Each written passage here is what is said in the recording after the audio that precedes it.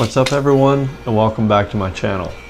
Before I get started this week, I want to mention the fact that I built these using the plans from Canadian Woodworking magazine, and I'll link that in the description down below in case anybody may be interested in building these exact clamps.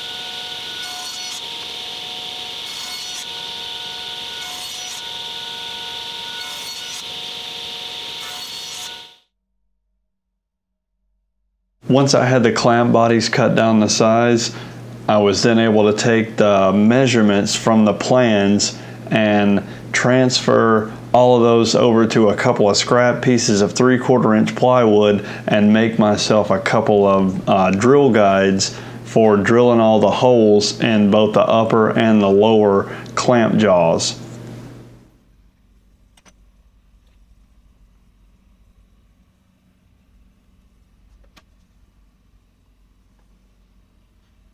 Most of the measurements that I used to make these blocks were provided in the plans, but I did actually use the aluminum bar stock to mark the locations for the pins on the upper and the lower blocks so that I could ensure that they would be exactly where I wanted them to be.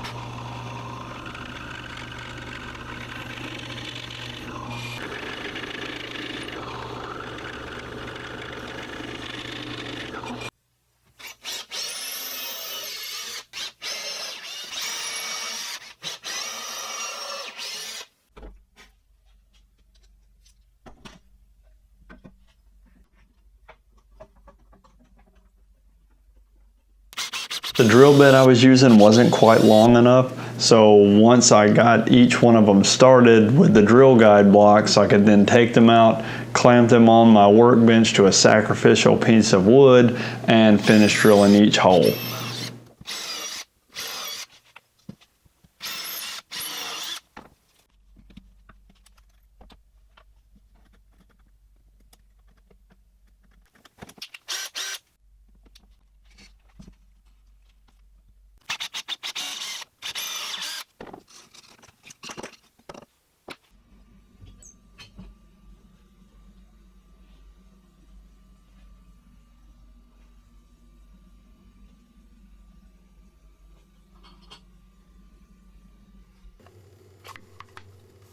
I used my shop-made tenon jig to cut the slots in each one of the clamp bodies that would house the aluminum bar.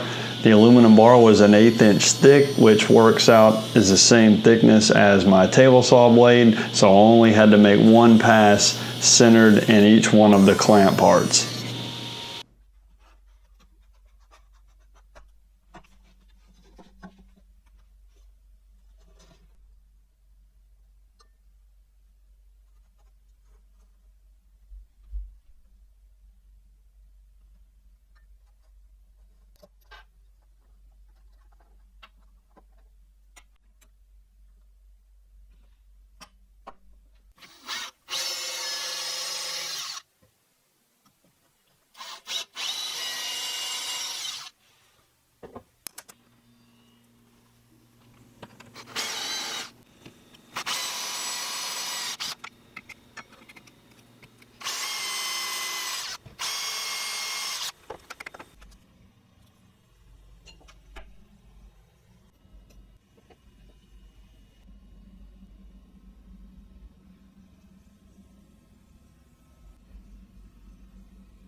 I made myself a quick MDF template to be able to draw the curves for the top and bottom on each one of the clamp bodies, and used a combination of the bandsaw and the spindle sander to rough out and refine the shape of each one of those.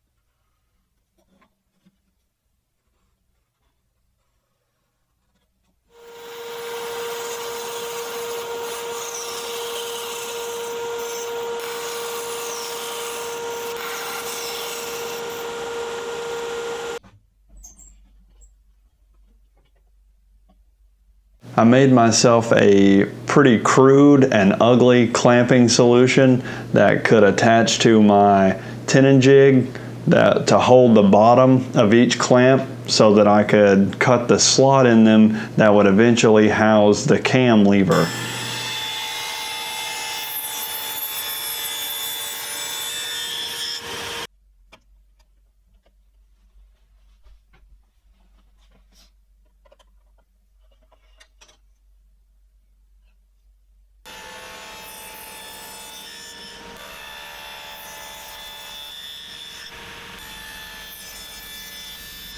I drew out the dimensions and the shape of the cam levers onto a piece of printer paper that I could then cut out with some scissors and draw onto the wood that I had sized appropriately to fit the clamp bodies.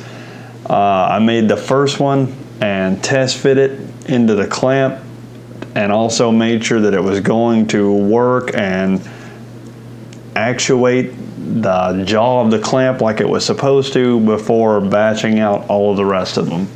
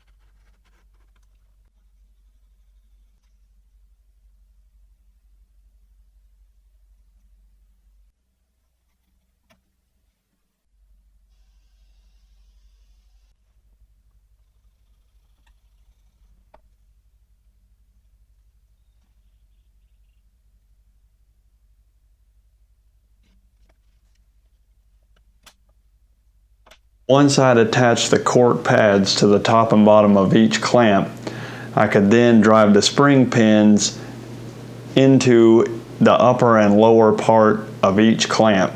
This was definitely the toughest part of the project, and I didn't really think it was going to be. I thought some of the earlier things that I had done would be tough, but this ended up being the toughest part, and I actually nearly ruined a couple of clamps trying to do this. So this is the part that if you're going to make these, definitely be careful and watch what you're doing, because when you're driving metal into wood, sometimes it wants to create its own path and not exactly go the way that you intend on them to go, and you end up with a spring pin that's maybe not where it's supposed to be.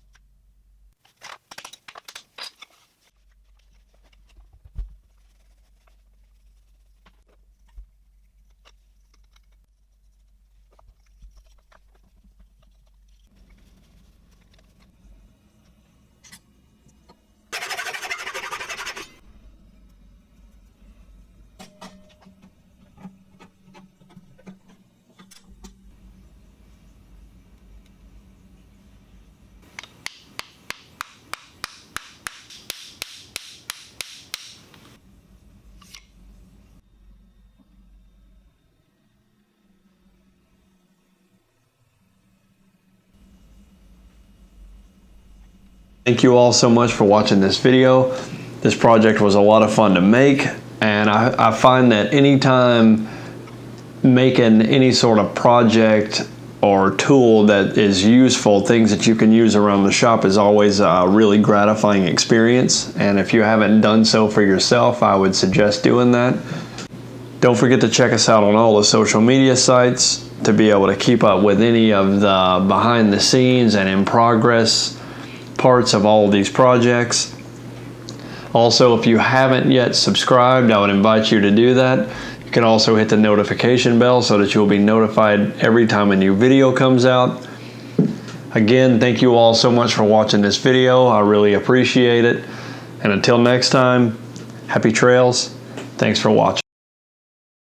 Don't forget to check us out on all the social media websites, as well as